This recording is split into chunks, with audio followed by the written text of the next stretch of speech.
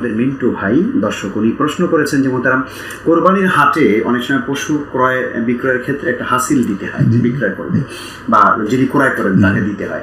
সেক্ষেত্রে যার কাছ থেকে কিনছেন হয়তো 50,000 টাকায় কিনছেন, ওনাকে হয়তো উনি বলছেন যে আপনি একটু কম বলবেন যাতে আমাকে হাসিলটা কম দিতে হয়, তো উনি বলে দিচ্ছেন 30,000 টাকা।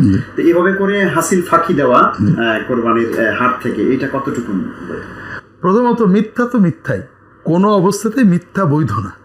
যে বললেন যে 30,000 টাকা, এটা তো মিথ্যা বললেন, তো এই মিথ্যা বলাটা বৈধ হলো না।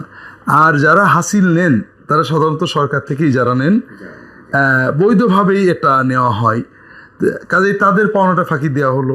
আর যে জুলুম করেও নিয়ে থাকে তাহলেও মিথ্যা বলাটা এই জন্য বৈধ নয়, এটা বৈধ। মানে ইজারাদার যদি আসলে কোনো মানে অন্যায় করেও নিয়ে থাকেন, আমি মিথ্যা বলতে পারি না, সত্য বলে কমানোর চেষ্টা করতে পারি।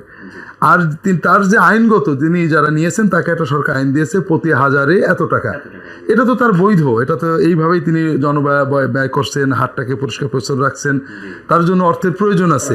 সেক্ষেত্রে তাকে ফাঁকি দেওয়া অন্যায়, আর সর্বোপরি মিথ্যা বলা মিথ্যাই, এটাকে আমরা বৈধ বলতে পারবো না।